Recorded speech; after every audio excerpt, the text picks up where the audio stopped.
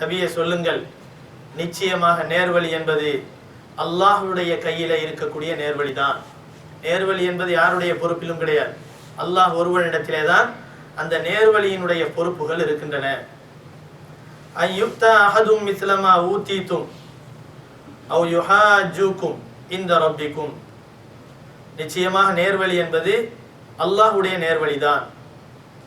உங்களுக்கு கொடுக்கப்பட்ட ஒன்றை போல இன்னொருவருக்கு கொடுக்கப்படுவதும் அல்லாஹ்வுடைய கைவசத்திலே இருக்கிறது. அவ் யுஹாஜுக்கும் இந்த ரப்பிக்கும். உங்கள் விஷயத்திலே அவர்கள் உங்களுடைய இரட்சகனாகிய அல்லாஹ்விடத்திலே வாதிடுவார்களா? எங்களுக்கு கொடுக்கப்பட்ட அந்த நுபுவத்தை எங்களுக்கு தான் கொடுக்க வேண்டும், வேறு யாருக்கும் கொடுக்கக்கூடாது என்பதாக வாதிடுவார்களா? குல், நபியை சொல்லுங்கள், இன்னல் ஃபض்ல பியதில்லாஹ். அருட்கொடைகள் என்பது அல்லாஹ்வுடைய கைவசத்திலே இருக்கிறது. யாருக்கு நாடுகிறானோ அவர்களுக்கு அந்த அருட்கொடைகளை அல்லாஹ் கொடுக்கிறான். வல்லாஹு வாசியூன் அலீம். அல்லாஹ் விசாலமானவன், மிகவும் யாருக்கு கொடுக்க வேண்டும் என்பதை மிக அறிந்தவன் என்பதாகவும் அல்லாஹ் சொல்லி காட்டுகிறான். அதன் பிறகு அல்லாஹ் சொல்கிறான், யக்தஸ்ஸு பிரஹ்மதிஹி மன் யஷா. யாருக்கு அல்லாஹ் நாடுகிறானோ அவர்களுக்கு தன்னுடைய ரஹமத்தை அல்லாஹ் குறிப்பாக்குகிறான், சொந்தமாக்குகிறான். வல்லாஹு துல் ஃபض்லில் அலீம். அந்த அல்லாஹ் மகத்தான அருளுடையவனாக இருக்கிறான். வமின் அஹ்லில் கிதாபி. வேதக்காரர்களை பற்றி இப்படியெல்லாம் சொல்லுவதின் மூலமாக எல்லா வேதக்காரர்களும் மோசமானவர்கள் என்ற நினைவு உங்களுக்கு வந்துவிட வேண்டாம். மாறாக வேதக்காரர்களில் சில பேர் இருக்கிறார்கள், மன் இன் தமன்ஹு, அவர்களிடத்திலே பிகின்தாரின், ஒரு பொன்னாலான புதையலை குவியலை கொடுக்கப்பட்டாலும், தங்க குவியலை அவர்களிடத்திலே அமானிதமாக வழங்கப்பட்டாலும், யுஅத்திஹி இலை, அதை திரும்ப நிறைவேற்றி விடுவார்கள். அப்படி ஒரு சிறந்த நல்ல குணம் படைத்த வேதக்காரர்களும் அவர்களிலே இருக்கத்தான் செய்கிறார்கள். வமின்ஹும், ஆனால் அவர்களிலே இன்னும் சில மனிதர்கள் இருக்கிறார்கள், மோசமானவர்கள். அவர்கள் எப்படிப்பட்டவர்கள் என்றால், லா இன் தமன்ஹு, அவர்களிடத்திலே பிதீனாரின், ஒரே ஒரு பொற்காசு கொடுக்கப்பட்டாலும், லா யுஅத்திஹி இலைக்க, அதை உங்களிடத்திலே திருப்பி அவர்கள் நிறைவேற்ற மாட்டார்கள். அப்படி ஒரு மோசடி செய்வார்கள். இல்லா மா தும்த அலைஹி காயிமா, சரியான ஆதாரம் இருந்தாலே தவிர அவர்கள் என்ன செய்ய மாட்டார்கள், அதை திரும்ப நிறைவேற்ற மாட்டார்கள்.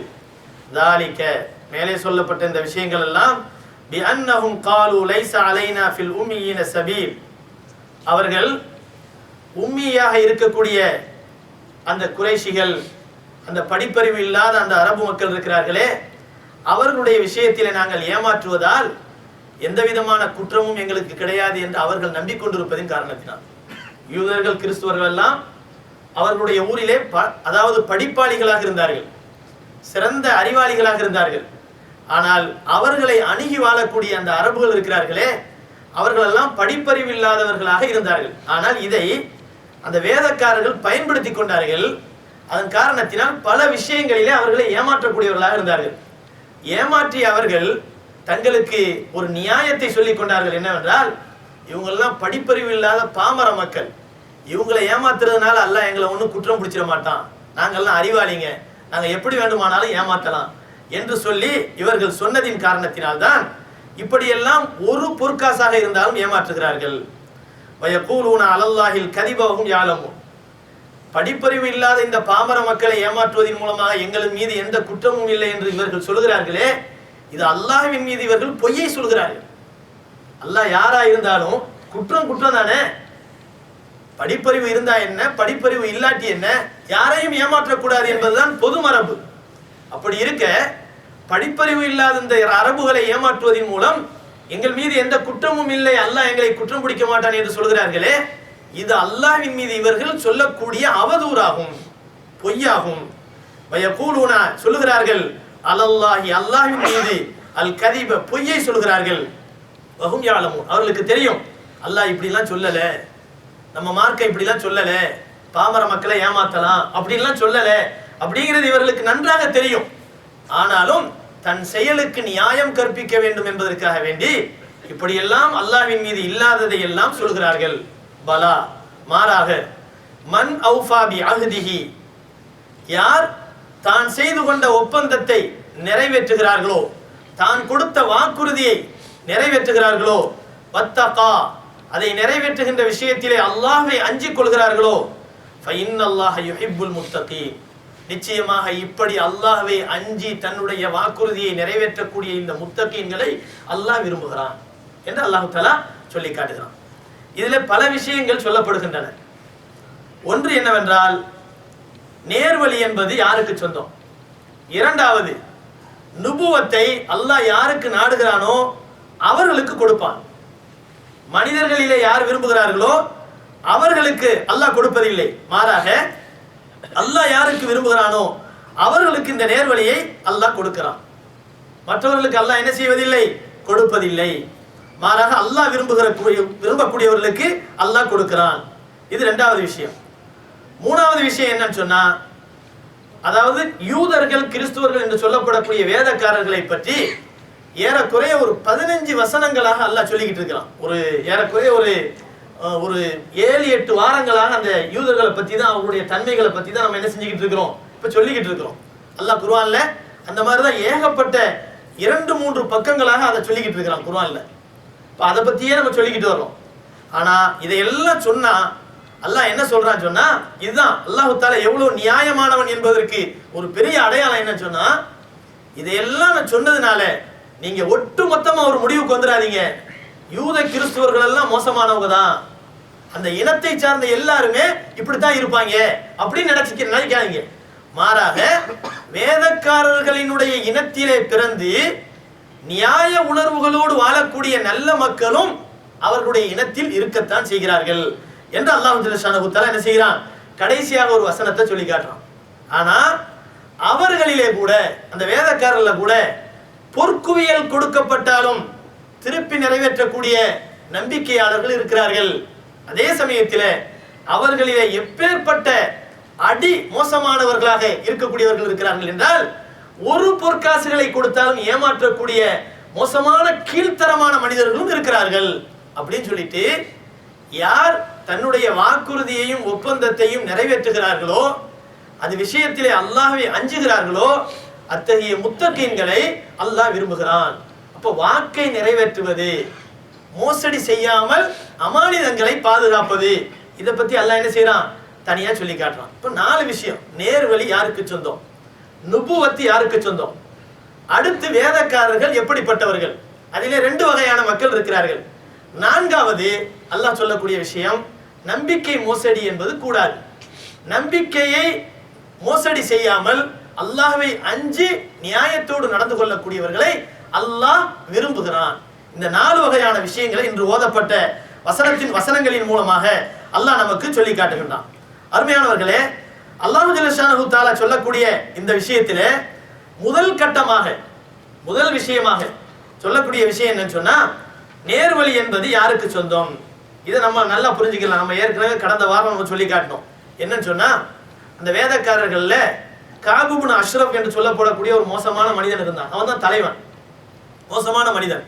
அந்த தலைவனாக இருந்த அந்த மனிதன் என்ன செய்கிறான் என்று சொன்னால், அந்த யூத பாமர மக்கள், யூத மக்கள் இருக்கிறார்களே, குடிமக்கள், இவர்களை பின்பற்றக்கூடிய மக்கள் இருக்கிறார்களே, அந்த மக்களை பார்த்து சொல்லுவார் என்னவென்றால், நீங்கள்லாம் படிப்பாளிகள், நீங்கள்லாம் என்ன செய்ய பாமர மக்கள் இல்லை, நீங்கள்லாம் படிப்பாளிகள், நாம் முஸ்லிம்களாக மாறிக்கொண்டிருக்கக்கூடிய இந்த அரபுகள் இருக்கிறார்களே, இவர்களெல்லாம் நம்மை பொறுத்தவரை நம்மை சார்ந்து வாழக்கூடிய, நம்முடைய கையை எதிர்பார்த்து வாழக்கூடிய பாமர மக்கள்.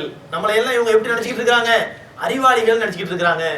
நம்மெல்லாம் வேதக்காரர்கள், முன்னால் இறைவனால் வேதம் கொடுக்கப்பட்ட பரம்பரையை சார்ந்தவர்கள் அப்படின்ட்டு தன்னுடைய உள்ளத்திலே நம்மை பற்றி பெருமிதமாக நினைத்துக் கொண்டிருக்கிறார்கள். இந்த நேரத்தில் இவங்களை என்ன மதம் மாற்றத்துக்காக வேண்டி, இஸ்லாமிய மக்களாக ஆகிவிட்ட இவர்களை திசை திருப்புவதற்காக வேண்டி நாம ஒரு காரியம் செய்யணும். அது என்னன்னு சொன்னா, நீங்கள்லாம் ஒரு கூட்டமா சேர்ந்து காலையில போய் முகமதுடைய கையை பிடிச்சி முஸ்லீம் ஆகிற மாதிரி முஸ்லீம் ஆயிருங்க. முஸ்லீம் ஆயிட்டு அதுக்கு பின்னால என்ன செஞ்சிருங்க, சாயந்தரம் ஆன உடனே, மாலை நேரம் ஆன உடனே அந்த நேரத்தில் இஸ்லாத்தை விட்டு வெளியாயிருங்க. அந்த மக்கள்லாம் கேட்பாங்க, எங்க காலையிலாம் நேர்வழி பெற்றவர்களாக முஸ்லீம் ஆனீங்க, இப்ப ஏன் இஸ்லாத்தை விட்டு வெளியாயிட்டீங்க அப்படின்னு கேட்பாங்க. அப்படி சொன்னா நீங்க சொல்லுங்க, இஸ்லாத்துக்குள்ள உள்ள நுழைஞ்சு பார்க்கலாம்னு சொல்லிட்டு நாங்க வந்தோம், ஆனா உள்ள நுழைஞ்சு பார்த்தா ஒண்ணும் இல்லை, உள்ள நுழைஞ்சு பார்த்தா ஒண்ணுமே இல்லை, எல்லாமே போலியா இருக்குது, அவங்க சொல்ற மாதிரிலாம் ஒண்ணும் உள்ள கிடையாது, அதனாலதான் நாங்க வெளியாயிட்டோம் நீங்க சொல்லுங்க. அப்படி சொன்னா இஸ்லாமிய மார்க்கத்தை நம்பி முகமதுடைய பேச்சில மயங்கி முஸ்லீமான அந்த மக்கள் நம்மை சார்ந்து நம்மை படிப்பாளிகள் என்று நினைத்து கொண்டு பாமர மக்களாக வாழ்கிறார்களே, அவர்கள் எல்லாம் இஸ்லாத்தை விட்டு வெளியாயிருவாங்க. காரணம், படிப்பாளிகளாக இருக்கக்கூடிய இந்த அறிவுஜீவிகள் எல்லாம் இஸ்லாமிய மார்க்கத்தை ஆராய்ச்சி செஞ்சு இஸ்லாத்துல ஒண்ணும் இல்லைன்னு சொல்லிட்டாங்க. அதனால நம்மள மாதிரி முட்டாள்கள்லாம் இதை பின்பற்றி என்ன பண்ண போறோம் அப்படின்னு சொல்லிட்டு என்ன பண்ணிடுவாங்க, இஸ்லாமிய மார்க்கத்தை விட்டு வெளியாயிருவாங்க.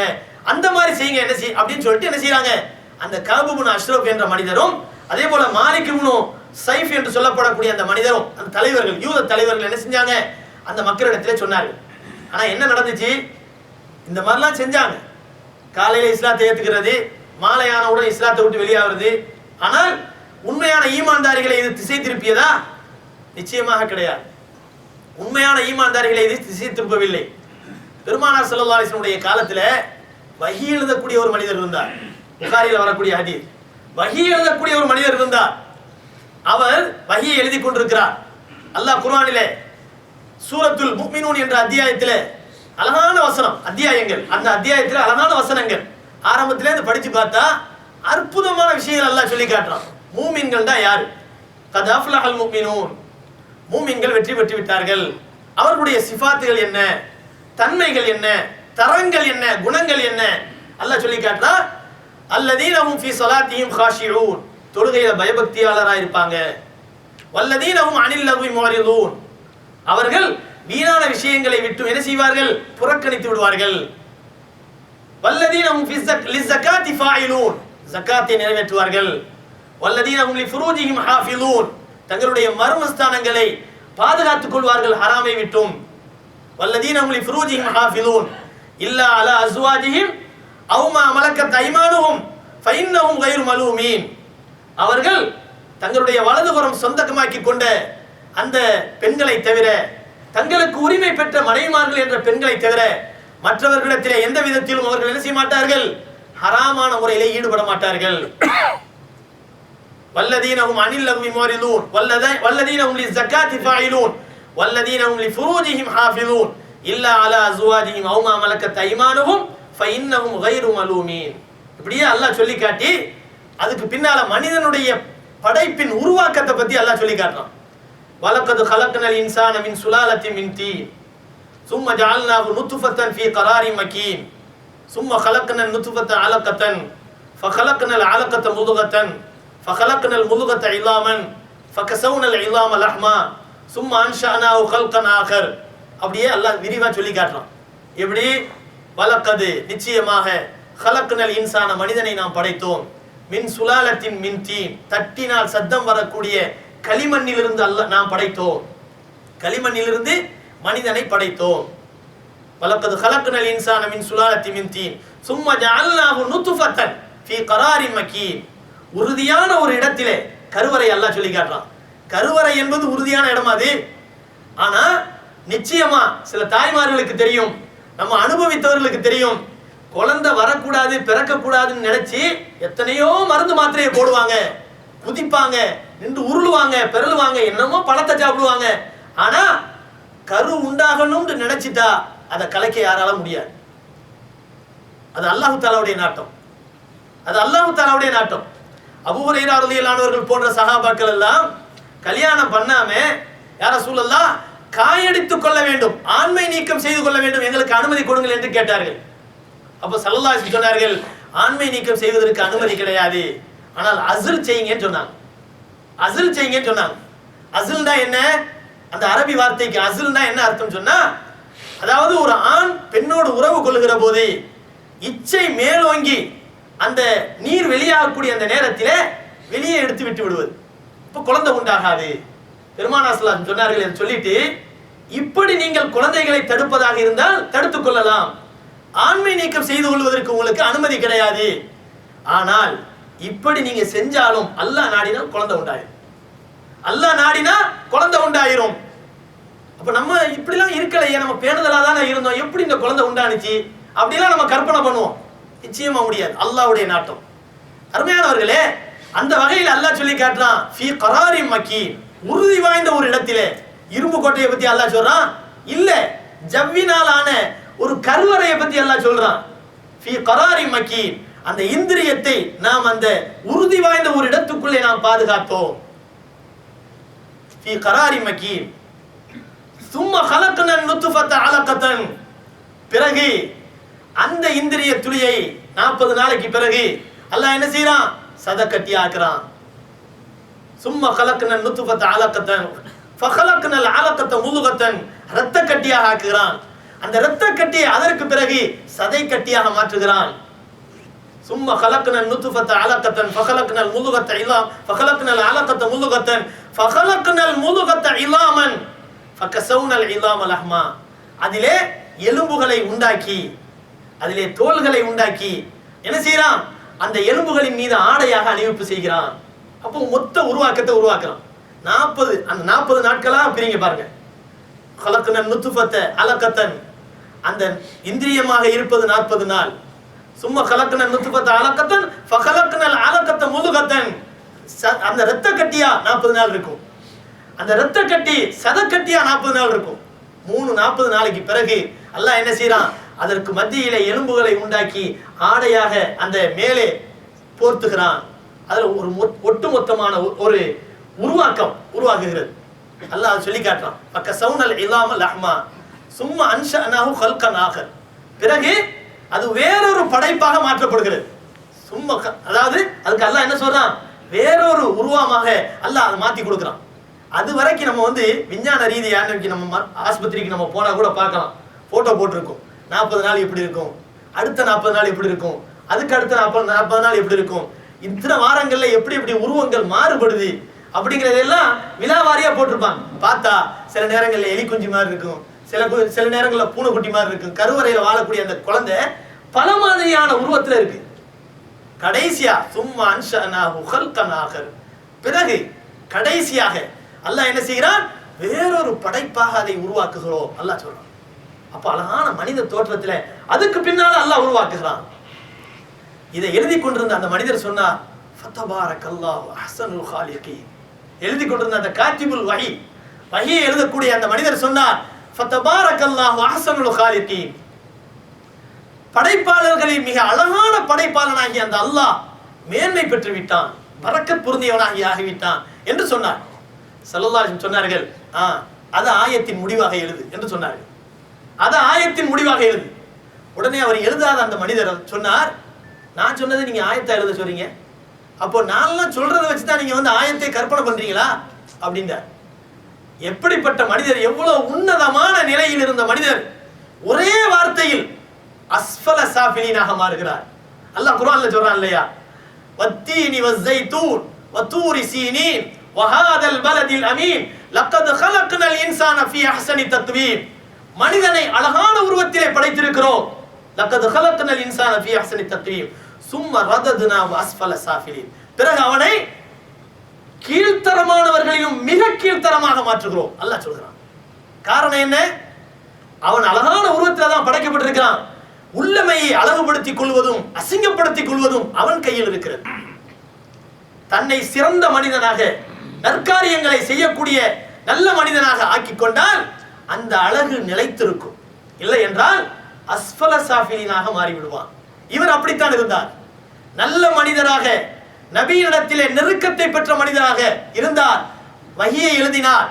ஒரே ஒரு எண்ணம் வருகிறது, இந்த ஆயத்தின் முடிவிலே அல்லாஹ்வை அவர் புகழ்கிறார். ஆஹா, படைப்பின் ரகசியங்களை, அந்தரங்கங்களை அற்புதமாக சொல்லக்கூடிய அந்த அல்லாஹ் அழகிய உருவத்தை நமக்கு கொடுத்தான்.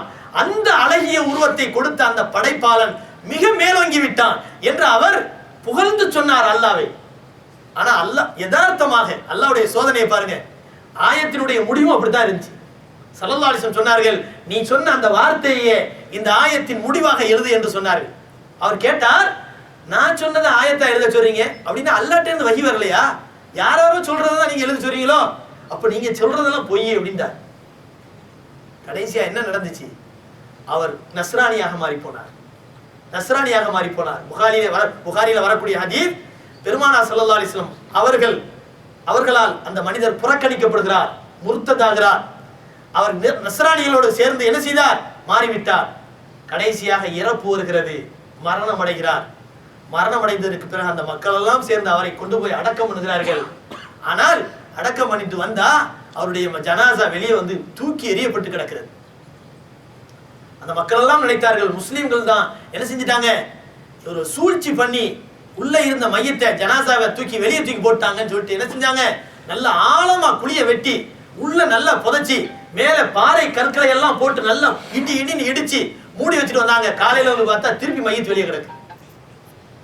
அடுத்த நாள் போய் இந்த முஸ்லீம்கள் பண்ற அட்டகாசத்துக்கு அளவே இல்லைன்னு சொல்லிட்டு திருப்பி இன்னும் கொஞ்சம் நல்லா ஆழமா குடிய வெட்டி என்ன செய்யறாங்க, அந்த மனிதரை புதைச்சி மேல கல்லையெல்லாம் போட்டு நல்லா என்ன செய்யறாங்க, அமுக்கு அமுக்கி இறுக்கமான முறையில புதைச்சிட்டு வந்ததுக்கு பின்னால அதுக்கு பின்னால என்னாச்சு, அடுத்த நாள் போய் பார்த்தா அந்த ஜனாசா வெளியே வந்து கிடக்கு. பார்த்தாங்க இது அல்லாஹ்வுடைய வேதனை தான் அப்படின்னு சொல்லிட்டு மலைக்கு அப்பால் தூக்கி எறிஞ்சிட்டாங்கன்னு ஹதீஸ்ல வருது. அருமையானவர்களே, ஹிதாயத் எப்பேற்பட்ட ஹிதாயத், அதை பத்தி இப்ப நம்ம பேச போறோம். ஹிதாயத்துங்கிறது நம்ம ஏதோ விரும்பினதை கடையில போய் விலைக்கு வாங்கிட்டு வர்ற மாதிரி வாங்குறது அல்ல. நாம விரும்புறவங்களுக்கெல்லாம் ஹிதாயத்தை கொடுத்துட முடியும் அப்படிங்கிற விஷயம் இல்லை இது. அப்படி கொடுப்பதற்கு நினைத்திருந்தால் ஸல்லல்லாஹு அலைஹி வஸல்லம் அவர்கள் யாராருக்கோ ஹிதாயத்தை கொடுத்திருப்பாங்க. பெருமானார் ஸல்லல்லாஹு அலைஹி வஸல்லம் அவர்கள் சொல்லுவதற்காக அனுப்பப்பட்டவர்கள், நேர்வழியை காட்டுவதற்காக அனுப்பப்பட்டவர்கள். ஆனால் அந்த நேர்வழி சில பேர் ஏற்றுக்கொண்டார்கள், சில பேர் புறக்கணித்தார்கள். காரணம், ஹிதாயத் என்பது ஹுதல்லாஹ், அல்லாஹ்வுடைய கையில் இருக்கு.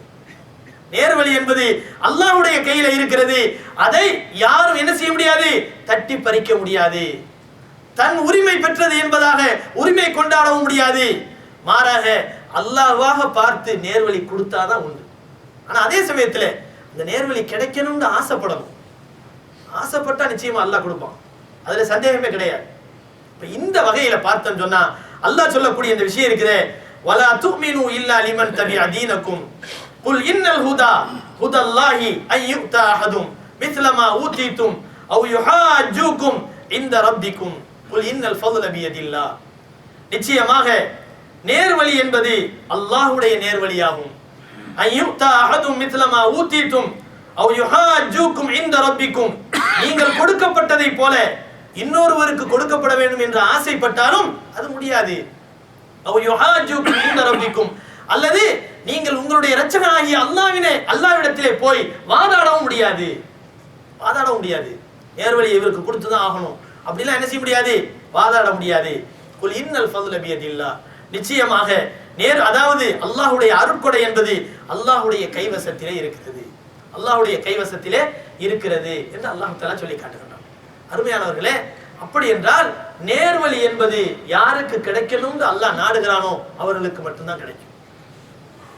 பெருமானார் ஸல்லல்லாஹு அலைஹி வஸல்லம் அவர்கள் அபூ தாலிப் அவர்களுடைய மரண தருவாயிலே அவர்களிடத்திலே சென்று ஈமானை ஏற்றுக்கொள்ளுங்கள் என்று எவ்வளவோ சொல்கிறார்கள். கடைசியாக அபூ தாலிப் அவர்கள் என்ன சொல்கிறார்கள், எவ்வளவு வாழ்க்கையில பெரிய பெரிய உதவிகளை எல்லாம் செய்தவர்கள் அபூ தாலிப் அவர்கள். ஆனால் ஸல்லல்லாஹு அலைஹி வஸல்லம் அவர்களுடைய சொல்லை கேட்கவில்லை. மாறாக அவர்கள் புறக்கணிக்கிறார்கள். முஹம்மதே, இந்த மக்கள் மட்டும் மரணத்திற்கு பயந்து இந்த மனிதர் ஈமானை ஏற்றுக்கொண்டார் என்று என்னை பற்றி இழிவாக நினைக்கவில்லை என்றால் நான் கலிமாவை சொல்லி உன்னுடைய கண்களை குளிர வைத்திருப்பேன். ஆனால் இந்த மக்கள் என்னை மட்டமாக நினைத்து விடுவார்கள் என்று சொன்னார். கடைசியாக ஈமான் இல்லாமல் இறந்து போனார். கலிமா சொல்லல வெளிப்படையா. அவர்கள் அதே நிலையில் இந்த உலகத்தை விட்டு பிரிந்தார்கள். கண்ணியமானவர்களே, அபூ தாலிப் அவர்களை பற்றி சொல்லுகின்ற போது ஈமான் இல்லாத மக்களுக்கு வழங்கப்படக்கூடிய வேதனைகளிலே மிக குறைவான வேதனை யாருக்கு தரப்படும் என்றால் அபூ தாலிபுக்கு தரப்படும். பெருமானார் ஸல்லல்லாஹு அலைஹி வஸல்லம் அவர்கள் சொன்னார்கள், அல்லாஹ்விடத்திலே துஆ கேட்பார்கள். அப்படி துஆ கேட்கிற போது அபூ தாலிபுக்கு கொடுக்கப்படக்கூடிய வேதனை இருக்கிறதே, அது நெருப்பினால் ஆன செருப்பு அணிவிக்கப்படும். அந்த செருப்பினுடைய சூடு மூளை உருகி ஓட ஆரம்பித்து விடும். செருப்பு தான் சூடு, ஆனா அதன் மூலமாக உருகக்கூடியது மூளை. அதுதான் இருக்கக்கூடிய வேதனைகள்ல மிக குறைவான வேதனை. அல்லாஹ் நம்மை காப்பாற்ற வேண்டும். நாமெல்லாம் நினைக்கிறோம் நரகத்தை பத்தி சொர்க்கத்தை பத்தி எல்லாம் கேட்கும் போது சரி அப்போ வரும்போது பார்த்துக்கிறோம். வரும்போது பார்த்துக்கிறோம் நினைக்கிறோம். ஈமான் உள்ளவர்கள் நிச்சயமாக சொர்க்கத்துக்கு நுழைவார்கள். இதை ரசூலுல்லாஹி ஸல்லல்லாஹு அலைஹி வஸல்லம் அவர்கள் சொல்லி காட்டுகிறார்கள். இதுல சந்தேகம் இல்லை. அப்படின்னா நம்ம எல்லாம் சொர்க்கவாதி. சொர்க்கவாதி என்ற நினைப்பு மட்டும்தான் நம்முடைய உள்ளத்துல திருப்தியை உண்டாக்குது. ஆனால் எவ்வளவு காலம் நரகத்தினுடைய வேதனை அனுபவிப்பது அது யாருக்காவது தெரியுமா? யாராவது கேரண்டி சொல்ல முடியுமா? இவ்வளவு நாட்களில் நான் நரக வேதனையை விட்டு நான் பாதுகாக்கப்பட்டுருவேன் அல்லது எனக்கு வேதனையே கிடையாது. யூதர்கள் சொல்ற மாதிரி நஹ்னு அப்னாஉல்லாஹி வ அஹிப்பாஹு. யூதர்கள் எல்லாம் இன்னைக்கு அப்படித்தான் நினைச்சிட்டு இருக்காங்க. என்னன்னு சொன்னா நஹ்னு அப்னாஉல்லாஹ், நாங்கள் எல்லாம் அல்லாஹ்வுடைய செல்ல பிள்ளைங்க, செல்ல பிள்ளைங்களாம், அல்லாஹ்வுடைய செல்ல குழந்தைகள். வ அஹிப்பாஹு, நாங்க ரொம்ப நேசர்கள், அல்லாஹ்வுக்கு ரொம்ப பிரியமானவர்கள். நாங்க என்ன செஞ்சாலும் அல்லாஹ் கேட்க மாட்டாங்க எங்களை. எத்தனை முஸ்லிம்களை அடிச்சாலும் அல்லாஹ் கேட்க மாட்டாங்க எங்களை. யாரை என்ன ஏமாத்தினாலும் அல்லாஹ் எங்களை கேட்க மாட்டான். அப்படி ஒரு மனப்பால் குடிக்கக்கூடிய இனம். அதன் காரணத்தினால் தான் சத்தியத்தை அவர்களால் உணர முடியவில்லை, நேர்வழியை அவர்களால் பெற முடியவில்லை. இவ்வளவு பெரிய மனசாட்சிக்கு முரணாக உலகமே சேர்ந்து எதிர்ப்பு குரல் கொடுத்தாலும் தங்களுடைய குற்றங்களை குற்றமாக நினைக்க அவர்கள் மறுப்பதற்கு காரணம் தங்களை பற்றிய பெருமிதமான எண்ணம். இப்லீஸ் இப்படித்தான் அழிஞ்சு போனா, நான் உயர்ந்தவன், ஹலக்தனி மின் நார் வ ஹலக்தஹு மின் தீன், என்னை நெருப்பினால் படைத்தாய், நான் என்றைக்கும் உயர்ந்துதான் எரிவேன். வ ஹலக்தஹு மின் தீன், நீ அவரை மண்ணினால் படைத்தாய், மண் எப்பொழுதும் கீழே தான் கிடக்கும். அவன் சொன்ன நியாயம். ஆனால் இது அல்லாஹ்வினுடைய மாமன்றத்திலே எடுபடுமா? தன்னுடைய அதாவது சிந்தனையை கொண்டு ஒரு மனிதன் தீர்ப்பு சொல்லுகிறான், இப்லீஸ் சொல்லுகிறான். ஆனா அல்லாஹ்வுடைய மாமன்றத்திலே இது எடுபடாது. எது நியாயமோ அதுதான் நியாயம், எது அநியாயமோ அது அநியாயம் தான். அல்லாஹ் அதை நிச்சயமாக அநியாயத்தை அநியாயமாகத்தான் காட்டுவான், நியாயத்தை நியாயமாகத்தான் காட்டுவான். இது விஷயத்திலே அல்லாஹ் ஒருபோதும் இன்னல்லாஹ லா யظلم மிஸ்கால ذرة, அணுவளவு கூட அல்லாஹ் அநியாயம் செய்ய மாட்டான், அணுவளவு கூட அல்லாஹ் அநியாயம் செய்ய மாட்டான். அருமையானவர்களே, இந்த வகையில் அதே போல நபிமார்களுடைய குடும்பங்கள் பல பேரை பார்க்கிறோம். ஹிதாயத்துக்காக வேண்டி எப்பேற்பட்ட முயற்சிகளை எல்லாம் அந்த நபிமார்கள் செய்தார்கள். ஆனால் அந்த அவர்கள் யாருக்கு விரும்பினார்களோ அவர்களுக்கு ஹிதாயத்தை கொடுக்க முடிந்ததா? கொடுக்க முடியவில்லை.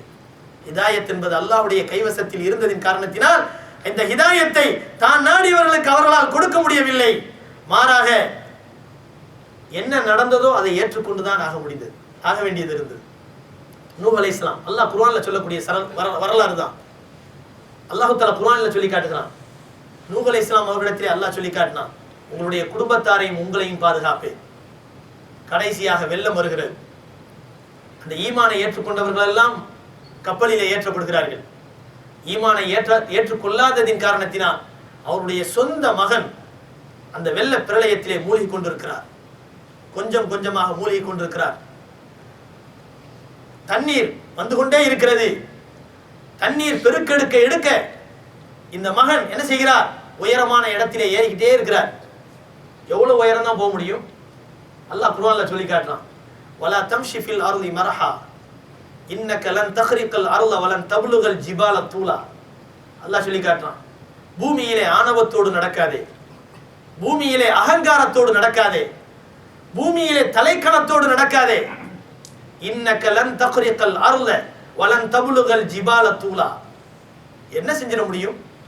உலகத்திலே நான் பெரிய மனிதன் என்பதாக சொல்லி தன்னை பற்றி பெருமிதம் கொள்ளக்கூடிய நீ பூமியை நோண்டிக்கிட்டு எவ்வளவு தூரத்துக்கு தான் உள்ள போக முடியும்? அல்லாஹ் கேட்கிறான், இன்னக லன் தக்ரிகல் அர்த, பூமியை ஆழமாக உன்னால் துளை போடவும் முடியாது. வலன் தப்லுகல் ஜிபால தூலா, வானலாவ உயர்ந்திருக்கக்கூடிய மலையின் உச்சியை உன்னால் அடைய முடியாது. மனிதன் அடையாத உச்சி பகுதி எத்தனையோ இருக்கின்றன. கண்ணியமானவர்களே, அப்படிப்பட்ட ஒரு பலகீனமான நிலையில இருக்கக்கூடிய நீ பெருமை அடிப்பதற்கு தகுதியற்றவன். அல்லாஹ் சொல்லி காட்டுறான். இவர் எவ்வளவு உயர்வார்? உயரமாக ஏறிக்கொண்டே இருக்கிறார், மலை உச்சிக்கு போகிறார், தண்ணீர் வந்து கொண்டே இருக்கிறது. மகனே, ஈமானை ஏற்றுக்கொள், நீ காப்பாற்றப்படுவாய், கப்பலிலே ஏறிக்கொள்ளலாம். ஈமானை ஏற்றுக்கொள்ளவில்லை என்றால் மூழ்கி மூத்தா போயிடுவார். இல்லை, நான் இறக்க மாட்டேன், இன்னும் உயரமா போவேன், இன்னும் உயரமா போவேன், உயரமா போய் போய் நான் என்ன செஞ்சுக்கிடுவேன்? என்னை காப்பாத்திக்கிடுவேன். இந்த பெருக்கெடுத்த அலைகள் என்னை எதுவும் செய்து விட முடியாது. கடைசியாக அல்லாஹ்ட்ட கேட்டாங்க, அறிவுகட்டத்தனமா இவன் பேசுறான், யா அல்லாஹ், என்னுடைய குடும்பத்தாரை நீ தானே காப்பாத்துறேன்னு சொன்னா. அல்லாஹ் சொன்னா, நூஹே, யார் ஈமான் கொள்ளலையோ அவனுக்கும் உன்னுடைய குடும்பத்துக்கு சம்பந்தம் இல்லை, அவன் குடும்பத்தை சார்ந்தவனே இல்லை, விட்டுரு. உனக்கு ஞானம் இல்லாத விஷயத்தை பத்தி என்கிட்ட பேசாதேன்னு அல்லாஹ் சொன்னான், கண்டனம் தெரிவிச்சான். இது விஷயத்துல உனக்கு எதுவும் தெரியாது, உனக்கு ஞானம் இல்லாத விஷயத்தில் எதுவும் என்னிடத்துல பேசாது, அவன் உன்னுடைய குடும்பத்தை சார்ந்தவன் இல்லைன்னு அல்லாஹ் சொன்னான். உடனே அல்லாஹ்ட்ட துஆ கேட்டாங்க, யா அல்லாஹ் என்னை மன்னிச்சிரு, நான் தெரியாம பேசிட்டேன். கடைசியாக அந்த மனிதர், அந்த மகனார் பெரிய நபி, பெரிய நபி, முதல் ரசூல். நபிமார்களில் முதன்மையானவர்கள் வேண்டுமானால் ஆதம் அலைஹிஸ்ஸலாமாக இருக்கலாம், ரசூல்மார்களில் முதன்மையானவர்கள் யார் என்று சொன்னால் நூஹ் அலைஹிஸ்ஸலாம் அவர்கள்.